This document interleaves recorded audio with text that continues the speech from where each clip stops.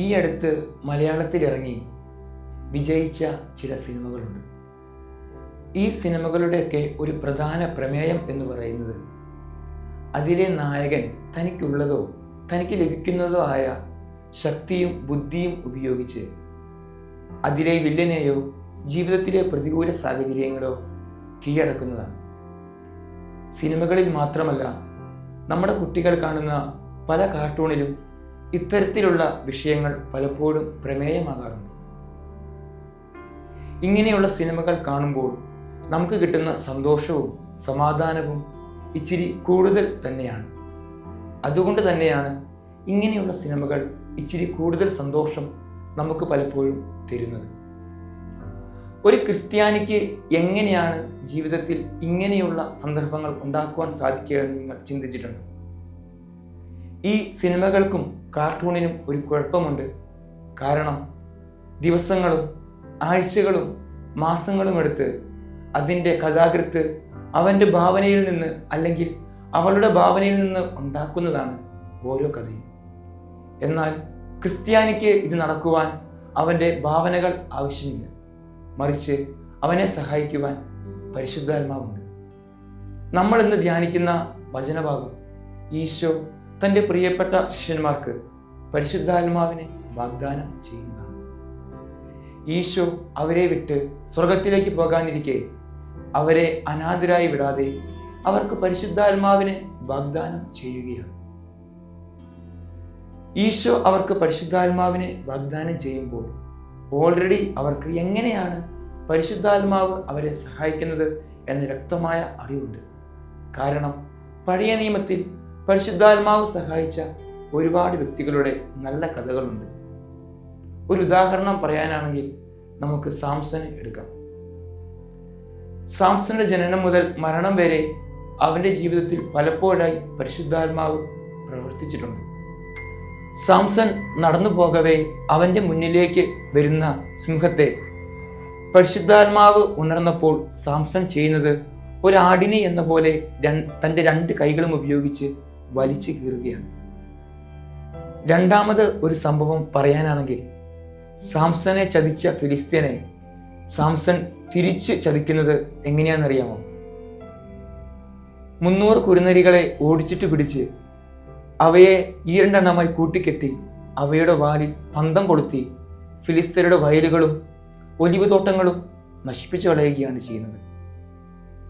മൂന്നാമതായി ചെയ്യുന്ന കാര്യം തന്നെ ബന്ധനസ്ഥനാക്കിയ 1000-ഓളം ഫിലിസ്ത്യ യുവാക്കളെ കഴുതയുടെ താടിയിലുകൊണ്ടാണ് സാംസൺ അടിച്ചു കൊല്ലുന്നത്. ഈ 3 കാര്യങ്ങളും ചെയ്യുന്നതിന് മുമ്പ് വചനം പറയുന്നുണ്ട്, ദൈവത്തിൻ്റെ ആത്മാവ് അവനിൽ ശക്തിയായി ആവസിച്ചു. പരിശുദ്ധാത്മാവ് നിറഞ്ഞു കഴിയുമ്പോൾ നമുക്ക് ഒരു സാധാരണ ശക്തിയല്ല, മറിച്ച് അതിമാനുഷികമായ പല കാര്യങ്ങളും നമുക്ക് ചെയ്യാനായിട്ട് സാധിക്കും. ഈ ഒരു കാര്യത്തെപ്പറ്റി വളരെ വ്യക്തമായ അറിവ് യേശുവിനും ശിഷ്യന്മാർക്കും ഉള്ളതുകൊണ്ട് തന്നെ അവർ ചെയ്യുന്ന ഒരു കാര്യം പരിശുദ്ധാത്മാവിനെ ഏറ്റവും നന്നായി സ്വീകരിക്കുവാൻ ഒരുങ്ങുക എന്നുള്ളതാണ്. എന്തിനാണ് പരിശുദ്ധാത്മാവ് എന്ന് ചോദിച്ചാൽ അത് പറയുവാൻ വളരെ നല്ല ഒരു ഉദാഹരണമുണ്ട്. ഉത്സവപ്പറമ്പിൽ തൻ്റെ പിതാവിൻ്റെ കൈയും പിടിച്ച് നടക്കുന്ന ഒരു കുട്ടി. ആ കുട്ടി പല കാര്യങ്ങൾ പൂരപ്പറമ്പിൽ കാണുന്നുണ്ട്. ചെണ്ടയുണ്ട്, കളിപ്പാട്ടങ്ങളുണ്ട്, പടക്കമുണ്ട്, തെയ്യങ്ങളുണ്ട്, അങ്ങനെ ഒരുപാട് കാര്യങ്ങളുണ്ട്.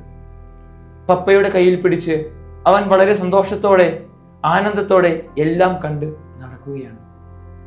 എന്നാൽ ഇടയ്ക്ക് വെച്ച് അവൻ എപ്പോഴോ അവൻ്റെ പപ്പയുടെ കൈപിടുത്തം നഷ്ടമായി. അവൻ ഒറ്റയ്ക്കായി. അവൻ വീണ്ടും കാണുന്നുണ്ട് പടക്കങ്ങൾ, തെയ്യങ്ങൾ, കളിക്കോപ്പുകൾ, അങ്ങനെ പല പല സാധനങ്ങൾ. എന്നാൽ മുമ്പ് അവൻ വളരെ സന്തോഷത്തോടും സമാധാനത്തോടും കൂടെ കണ്ട കാര്യങ്ങൾ ഇപ്പോൾ അവനെ പേടിപ്പിക്കുകയാണ്. കാരണം അവന് ധൈര്യമായി ഉണ്ടായിരുന്ന അവൻ്റെ അപ്പൻ്റെ കൈകൾ അവന് നഷ്ടമായിരിക്കുന്നു. ഇതുപോലെ തന്നെയാണ് പരിശുദ്ധാത്മാവ്. നമ്മളെ പരിശുദ്ധാത്മാവ് സഹായിക്കുമ്പോൾ നമുക്ക് നമ്മുടെ ജീവിതം ഏത് സാഹചര്യത്തിലും വളരെ സന്തോഷമുള്ളതായിരിക്കും. എന്നാൽ ഇതിൻ്റെ അർത്ഥം പരിശുദ്ധാത്മാവ് വന്നു കഴിഞ്ഞാൽ പിന്നെ നമുക്ക് സഹനങ്ങളില്ല എന്നല്ല. അതിനും ഒരു ഉദാഹരണമുണ്ട്. അത് പൗലോസ്ലീഹ തന്നെയാണ്. കൊരിന്ത്യക്കാർക്കുള്ള 2-ാമത്തെ ലേഖനത്തിൽ പൗലോസ്ലീഹ താൻ കടന്നുപോയ സഹനങ്ങളുടെ ഒരു ലിസ്റ്റ് പറയുന്നുണ്ട്. കുറച്ചധികമുണ്ട്, കേട്ട് കഴിഞ്ഞാൽ നമുക്ക് തന്നെ വിഷമമാവും. പക്ഷേ അതിൻ്റെ അവസാനം പൗലോസ്ലീഹ പറയുന്നുണ്ട്, ക്രിസ്തുവിന് വേണ്ടി സഹിക്കുവാൻ സാധിക്കുന്നതിൽ ഞാൻ സന്തോഷിക്കുന്നുവെന്ന്. അതായത് പരിശുദ്ധാത്മാവ് വന്നു കഴിഞ്ഞാൽ നമുക്ക് സഹനങ്ങൾ ഉണ്ടാകും, പക്ഷേ നമുക്ക് അവയിലും സന്തോഷിക്കുവാൻ സാധിക്കും. എങ്ങനെയാണ് പരിശുദ്ധാത്മാവ് നമ്മളെ സഹായിക്കുന്നത്? ഞാൻ 2 ഉദാഹരണങ്ങൾ പറഞ്ഞു. ഒന്ന് സാംസന്റെയും രണ്ടാമത് പൗലോസ്ലീഹായുടെയും. നമുക്കറിയാം, സാംസന്റെ കാലഘട്ടം എന്ന് പറയുന്നത് BC 1300-1200 ആ സമയത്തുള്ള ദൈവിക ചിന്ത എന്ന് പറയുന്നത് മനുഷ്യനു വേണ്ടി യുദ്ധം ചെയ്യുന്ന ദൈവവും ദൈവത്തിനു വേണ്ടി യുദ്ധം ചെയ്യുന്ന മനുഷ്യനും. പൗലോസ്ലീഹായുടെ സമയത്ത് മതപീഡനം വളരെ കാര്യമായി തന്നെ ഉള്ളതുകൊണ്ട് സഹനം എന്ന് പറയുന്നത് ആ സമയത്ത് മനുഷ്യൻ കടന്നു പോകേണ്ട വളരെ പ്രധാനപ്പെട്ട കാര്യമാണ്. അതായത് നമ്മൾ ജീവിക്കുന്ന ജീവിതത്തിൽ നമ്മൾ എന്ത് റോളാണോ എടുക്കുന്നത് ആ റോള് വളരെ ഭംഗിയായി ചെയ്യാൻ നമ്മളെ സഹായിക്കുന്ന ഒരു ശക്തിയാണ് പരിശുദ്ധാത്മാവ്. മകൻ അല്ലെങ്കിൽ മകൾ എന്ന നിലയിൽ, അപ്പൻ അല്ലെങ്കിൽ അമ്മ എന്ന നിലയിൽ, ഭാര്യ അല്ലെങ്കിൽ ഭർത്താവ് എന്ന നിലയിൽ, അല്ലെങ്കിൽ ഒരു ബ്രദർ എന്ന നിലയിൽ നമ്മൾ ചെയ്യേണ്ട കാര്യം ഏറ്റവും നന്നായി ചെയ്യുവാൻ നമ്മളെ പരിശുദ്ധാത്മാവ് സഹായിക്കും. ഏതവസ്ഥയിലായിരുന്നാലും നമുക്കുണ്ടായിരിക്കേണ്ട 2 ഉത്തരവാദിത്തങ്ങളുണ്ട്. അതൊന്ന് ദൈവമഹത്വമാണ്. നമ്മൾ എന്ത് ചെയ്താലും എല്ലാം ദൈവമഹത്വത്തിന് വേണ്ടി ചെയ്യണം. 2 മനുഷ്യൻ്റെ നന്മയാണ്. നമ്മുടെ പ്രവൃത്തികൾ എപ്പോഴും മറ്റുള്ളവർക്ക് നന്മയുള്ളതായി മാറണം. ഇത് പറയുമ്പോൾ ഞാനൊരു കഥ ഓർക്കുകയാണ്. ഒരു ഗുരു ഉണ്ടായിരുന്നു. ഈ ഗുരുവിൻ്റെ അടുത്ത് എപ്പോഴും നല്ല അറിവ് കേൾക്കുവാനായി സമൂഹത്തിലെ നല്ല മനുഷ്യരും ഒപ്പം ഒരുപാട് മതപണ്ഡിതന്മാരൊക്കെ വരുമായിരുന്നു. അങ്ങനെയിരിക്കെ ഈ ഗുരുവിൻ്റെ മകൾക്ക് ചെറിയൊരു അസുഖം വന്നു. പക്ഷേ ചികിത്സിക്കാൻ ഇച്ചിരി നല്ലോണം പണം ആവശ്യമായിരുന്നു. ഇദ്ദേഹം പള്ളിയുടെ ഫ്രണ്ടിലും അമ്പലത്തിൻ്റെ ഫ്രണ്ടിലും മോസ്കിൻ്റെ ഫ്രണ്ടിലും ആ നാട്ടിലെ പ്രധാനപ്പെട്ട ധനികന്മാരുടെയും നല്ല മനുഷ്യരുടെയൊക്കെ വീടിൻ്റെ മുന്നിൽ ഓരോ പെട്ടി വെച്ചിട്ട് പറഞ്ഞു, എൻ്റെ മകൾക്ക് ചികിത്സയ്ക്ക് പണം വേണം, നിങ്ങൾ സഹായിക്കണമെന്ന്. എന്നാൽ അദ്ദേഹം വിചാരിച്ചതുപോലെ കാര്യമായിട്ടൊന്നും അദ്ദേഹത്തിന് കിട്ടിയില്ല. അദ്ദേഹം വളരെ വിഷമത്തോടെ നടക്കുമ്പോൾ അടുത്ത് ഒരു ബാറ് കണ്ടു. അവിടെ നിന്ന് പാട്ടും ശബ്ദവും ബഹളവും ഒക്കെ കേൾക്കുന്നുണ്ടായിരുന്നു. അദ്ദേഹം രണ്ടും കൽപ്പിച്ച് അതിൻ്റെ അകത്ത് കയറി അവരോട് തൻ്റെ ആവശ്യം ഉണർത്തിച്ചു. വളരെ പെട്ടെന്ന് തന്നെ അവർ പാട്ട് നിർത്തി ആ കാര്യം എല്ലാവരും കൂടെ ഏറ്റെടുത്ത് വളരെ നല്ലൊരു തുക അയാൾക്ക് കൊടുത്ത് അയാളുടെ മകളുടെ ചികിത്സയ്ക്ക് സഹായിച്ചു.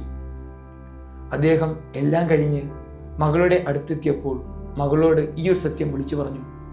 എല്ലാവരും പറയും ദൈവം അവിടെയുണ്ട്, ദൈവം ഇവിടെയുണ്ട് എന്നൊക്കെ. പക്ഷേ നമ്മളെല്ലാവരും ഇല്ല എന്ന് എവിടെ വിചാരിക്കുന്നുവോ അവിടെ ദൈവം ഉണ്ടാകുമെന്ന്. അതുകൊണ്ട് തന്നെ പരിശുദ്ധാത്മാവ് നമ്മളിൽ വന്നു കഴിയുമ്പോൾ നമുക്കുണ്ടായിരിക്കേണ്ട ഒരു പ്രത്യേകത എന്ന് പറയുന്നത് നമ്മൾ പലപ്പോഴും മറ്റുള്ളവർക്ക് ദൈവിക സാന്നിധ്യമായിട്ട് മാറണം. നമുക്ക് ഇന്ന് ചിന്തിക്കാം, പരിശുദ്ധാത്മാവ് നമ്മുടെ ഉള്ളിലുണ്ടോ? ഉള്ളിൽ ഇല്ലെങ്കിൽ അതിനുവേണ്ടി നമുക്കിനി എന്തെല്ലാം ചെയ്യാൻ സാധിക്കും? അതിനായി ദൈവം നമ്മെ എല്ലാവരെയും സമൃദ്ധമായി അനുഗ്രഹിക്കട്ടെ.